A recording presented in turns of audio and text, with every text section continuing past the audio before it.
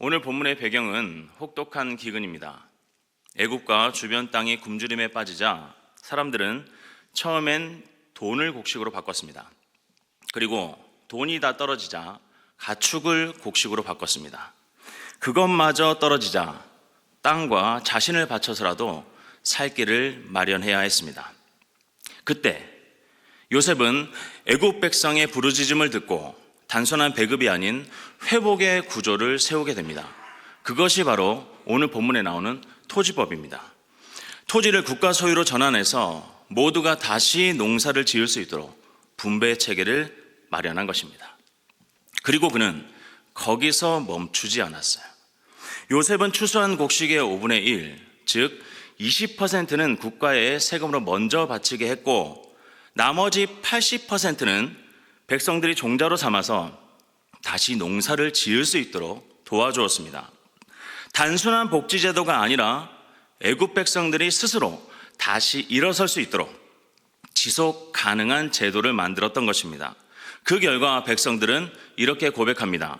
당신은 우리의 생명을 살리셨습니다. 요셉의 선택은 단순한 생존을 넘어서 지속적인 회복을 가능하게 한 하나님의 은혜의 통로였던 것입니다. 그는 위기 속에서도 하나님께서 주신 질서를 세웠습니다. 모두가 다시 살아갈 수 있는 길을 열어주었던 것입니다. 그래서 오늘 우리는 이 본문을 통해 그가 어떻게 위기 속에서 하나님의 뜻을 따라 백성들을 살렸고 질서를 세워나가는지를 함께 살펴보고자 합니다. 첫 번째, 질서는 생명을 살립니다. 질서는 생명을 살립니다. 우리 다 같이 본문 20절과 21절을 봉독하도록 하겠습니다. 20절, 21절입니다. 그러므로 요셉이 애굽의 모든 토지를 다 사서 바로에게 바치니 애굽의 모든 사람들이 기근에 시달려 각기 토지를 팔았음이라. 땅이 바로의 소유가 되니라. 요셉이 애굽 땅 이 끝에서 저 끝까지의 백성을 성읍들에 옮겼으나 요셉은 단순히 곡식을 모은 것이 아니라 혼란을 막기 위해 질서를 세웠습니다.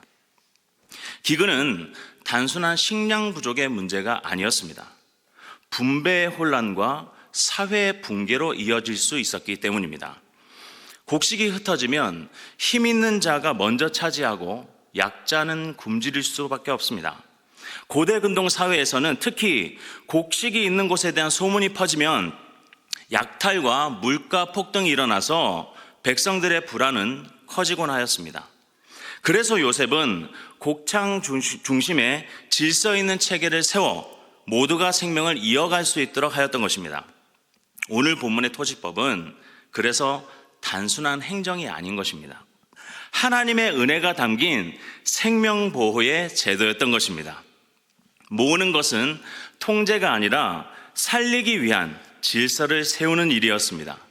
우리의 삶에도 이 원리가 필요합니다. 가정은 어려울수록 질서를 세워나가야 됩니다. 질서가 무너지면 사랑이 흔들릴 수 있기 때문입니다. 부모와 자녀, 남편과 아내가 서로의 자리를 존중할 때 그 안에서 신뢰가 자라고 평안히 머무를 수가 있는 것입니다. 하나님께서 가정의 역할과 순서를 두신 이유는 누가 더 높고 낮기 때문이 아닙니다. 사랑이 안전하게 자랄 수 있도록 하기 위함이에요. 가정이 위기에 빠질수록 사랑이 더욱 깊어져야 되기 때문입니다. 가정의 생명은 사랑입니다. 그 사랑을 지켜주는 울타리가 질서가 되어주는 것이에요. 교회도 마찬가지입니다. 은혜가 아무리 많아도 질서가 없으면 감정으로 변하기 쉽습니다. 교회의 질서는 성령께서 주신 은혜의 통로입니다. 각자의 자리에서 역할이 올바로 세워져 나갈 때 헌신은 혼란이 아니라 조화를 이룰 수가 있는 것입니다. 봉사는 피곤함이 아니라 기쁨이 될 수가 있는 것이에요. 또한 말씀과 기도의 습관은 내면의 질서를 세웁니다. 영혼의 질서를 세워나갈 수 있는 것입니다. 하루를 말씀으로 시작하고 기도로 마무리하게 될 때 우리의 삶에는 하나님 중심의 리듬이 생기게 되는 것입니다. 성도 여러분, 가정에서는 질서를 세우고 교회에서는 사랑을 질서 있게 흘려보내며 영적으로는 말씀과 기도의 습관을 통해 질서를 세워나갈 수 있기를 바랍니다. 생명을 지키는 울타리를 세워나갈 수 있기를 주님의 이름으로 축원합니다. 자, 두 번째, 씨앗을 심을 때 미래가 열립니다. 씨앗을 심을 때 미래가 열리는 것입니다. 우리 다 같이 본문 23절을 봉독하도록 하겠습니다. 본문 23절입니다. 요셉이 백성에게 이르되 오늘 내가 바로를 위하여 너희 몸과 너희 토지를 샀노라. 여기 종자가 있으니 너희는 그 땅에 뿌리라. 요셉은 단순한 도움을 주는 데서 끝나지 않았습니다. 그는 백성에게 씨앗을 주면서 미래를 열었던 것입니다. 씨앗은 단순한 물건이 아닙니다. 그 안에는 새로운 기회가 있습니다. 책임이 있습니다. 그리고 믿음의 시작이 담겨 있는 것입니다. 씨앗을 받는다는 것은 다시 일어설 수 있는 힘을 받는다는 이야기입니다. 그러므로 씨앗을 심는다는 것은 다시 일어설 수 있는 힘을 심는 것과도 같은 말입니다. 요셉은 백성들이 단순히 도움을 받는 자리에서 머물지 않고 스스로 일어나서 다시 삶을 이어갈 수 있도록 도왔던 것입니다. 예수님께서도 오병이어의 기적을 베푸신 후에 제자들에게 너희가 먹을 것을 주라라고 말씀하셨습니다. 주님은 단순히 배를 채워주신 것만이 아니라 사랑을 나누는 법과 섬김을 제자들에게 가르쳐 주셨던 것입니다. 우리의 도움도 마찬가지입니다. 가정에서는 자녀가 받는 법만 배우는 것이 아니라 나누는 법, 주는 법을 배울 수 있도록 가르쳐야 됩니다. 그리고 직장에서는 단순한 지시만을 하는 것이 아니라 책임과 신뢰를 나눌 수 있는 리더십이 필요한 것입니다. 교회에서도 단순히 돕는 것에서 끝나는 것이 아니라 자립과 회복을 세울 수 있는 도움으로 이어져야 된다는 것입니다. 그리고 씨앗을 심는다는 것은 단순히 농사의 문제만이 아닙니다. 믿음의 방향을 세워나가는 일이 되는 것입니다. 지금은 내가 가진 씨앗이 손에서 떨어져 나가는 것 같지만 하나님은 그 씨앗을 통해서 우리의 내일을 준비시키시는 것입니다. 요한복음 12장 24절을 통해 예수님께서는 이렇게 말씀하셨습니다. 한 알의 밀이 땅에 떨어져 죽지 아니하면 한 알 그대로 있고 죽으면 많은 열매를 맺느니라. 심는 것은 잃는 것이 아니라 얻는 것이라는 것입니다. 미래를 열어가는 것이라는 것입니다. 하나님께 맡기는 믿음의 선택이라는 말입니다. 그러므로 사랑하는 성도 여러분, 오늘 우리도 씨앗을 심는 사람들이 되어야 하겠습니다. 말씀의 씨앗, 사랑의 씨앗, 용서의 씨앗, 이러한 씨앗들을 심을 수 있기를 바랍니다. 보이지 않아도 느리게 자라는 것 같아도 분명히 하나님께서는 물을 주시고 햇빛을 비춰주실 줄로 믿습니다. 우리가 씨앗을 심을 때에 하나님께서는 반드시 추수의 때를 계획하고 계시는 줄로 믿습니다. 우리가 씨앗을 심을 때에 하나님께서 반드시 미래를 열어 가실 줄로 믿습니다. 믿으시길 바랍니다. 자, 세 번째, 지속되는 사랑에는 질서가 있습니다. 지속되는 사랑에는 질서가 있습니다. 우리 본문 24절과 26절을 각각 봉독하도록 하겠습니다. 자, 먼저 24절을 봉독합니다. 추수의 5분의 1을 바로에게 상납하고 5분의 4는 너희가 가져서 토지의 종자로도 삼고 너희의 양식으로도 삼고 너희 가족과 어린아이의 양식으로도 삼으라. 26절입니다. 요셉이 애굽 토지법을 세우매 그 5분의 1이 바로에게 상납되나 제사장의 토지는 바로의 소유가 되지 아니하여 오늘날까지 이르니라. 요셉은 백성들에게 추수한 곡식의 5분의 1, 즉 20%는 세금으로 먼저 바치도록 했습니다. 이것은 단순한 세금 제도가 아니라 하나님께서 주신 질서 속에서 자비가 오래 흘러갈 수 있도록 만든 것이었어요. 만약 요셉이 일회적인 감정으로 백성들을 살리려고 했다면 이것은 오래가지 못했을 것입니다. 사람의 감정은 쉽게 변하기 때문입니다. 그렇지만 하나님의 질서와 원칙은 사랑이 오래 흘러가도록 만든다는 것이에요. 요셉은 백성들이 잠시 굶주림에서 벗어나는 것으로 만족하지 않았습니다. 그가 세운 제도는 다음 세대까지도 굶주리지 않게 하려는 하나님의 지속 가능한 은혜의 구조였던 것입니다. 우리의 삶에도 이러한 원리가 필요합니다. 감정이 앞서면 순간은 따뜻할 수가 있습니다. 하지만 오래 가지는 못합니다. 사랑이 오래 가려면 원칙이 필요합니다. 자비가 오래 흘러가려면 질서가 필요한 것입니다. 그래서 요셉의 5분의 1의 원리는 단순한 행정적인 비율이 아니라 믿는 자들에게 있어서는 믿음의 우선순위를 세우는 고백이었습니다. 여유가 있을 때 드리는 것이 아닙니다. 먼저 하나님께 드리고 그 다음을 살아가는 삶의 태도, 그것이 바로 하나님이 내 삶의 주인이십니다 라는 신앙의 고백이 되는 것입니다. 이 원리는 정직과 신뢰를 세우는 기초가 되기도 합니다. 비율이 정해지면 다툼이 줄게 됩니다. 공평하게 나눌 수가 있어요. 이것이 자리 잡을 때 사람들 사이에서는 신뢰가 생깁니다. 그리고 그 신뢰는 결국 감사로 이어지게 되는 것입니다. 이렇게 세워진 공동체는 감정이 아니라 하나님의 질서 위에서 사랑이 건강하게 자라나는 공동체로 변화할 수 있는 것입니다. 초대교회도 이런 원리를 따랐습니다. 사도행전 4장에서 성도들은 자신의 소유를 팔아 사도들의 발 앞에 두었습니다. 그들이 질서 있게 나눠줬습니다.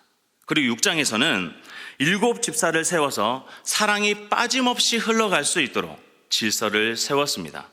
사랑이 질서 안에 있을 때 그 사랑은 멀리 그리고 오래 흐를 수가 있는 것입니다. 그러나 이것은 인간의 힘으로 강제된 분배나 제도적인 평등이 아니었다는 것입니다. 성령님의 감동으로 자발적으로 일어난 사랑의 나눔이었습니다. 사랑이 질서 안에 있을 때, 그런데 이것이 하나님 안에 있을 때에 그 사랑은 멀리 그리고 오래 흘러갈 수가 있는 것입니다. 감정이 아니라 믿음으로 먼저 드리고, 욕심이 아니라 질서로 나누면서, 순간이 아니라 지속성을 가지고 살아갈 수 있기를 바랍니다. 그럴 때 우리의 사랑은 식지 않습니다.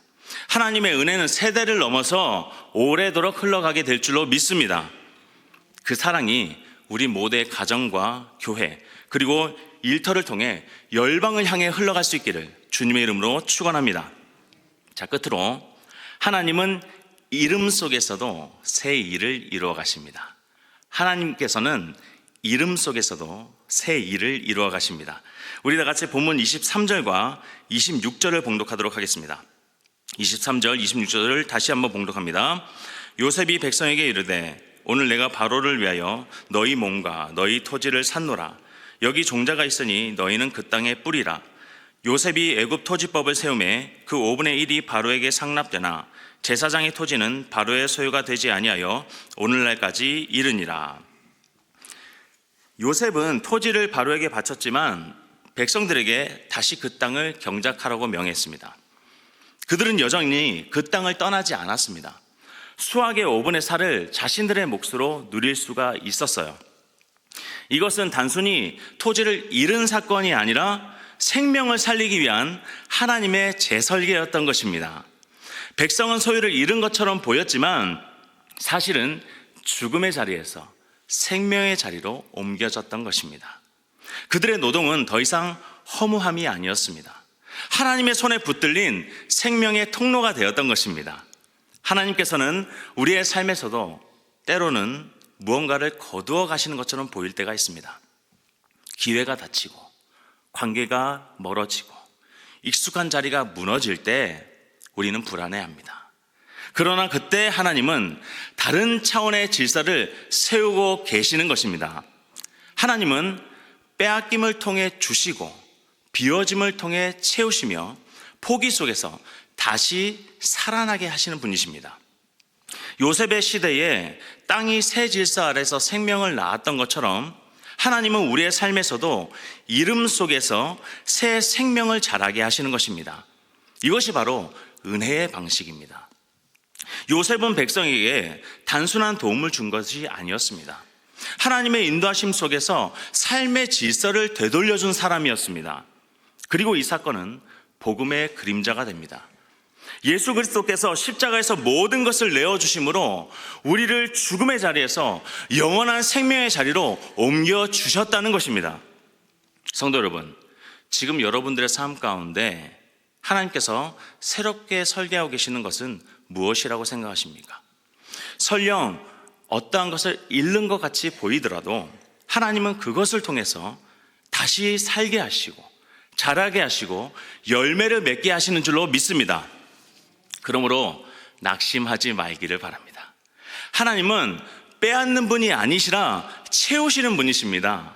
새롭게 하시는 분이십니다. 무너뜨리시는 분이 아니라 새롭게 다시 일으켜 세우시는 분이시라는 말입니다.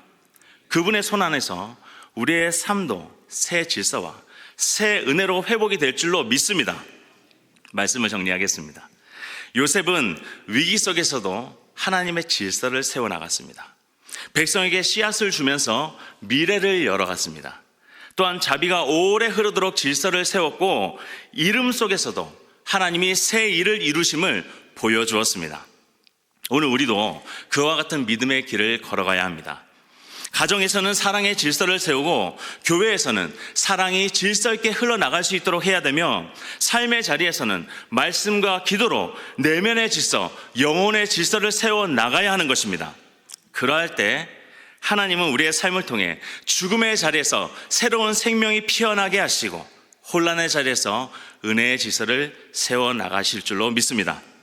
오늘 하루 우리 각자의 삶 가운데 하나님께서 이루어 가시는 이런 회복의 역사, 새로운 생명의 역사를 풍성하게 경험할 수 있기를 주님의 이름으로 축원합니다.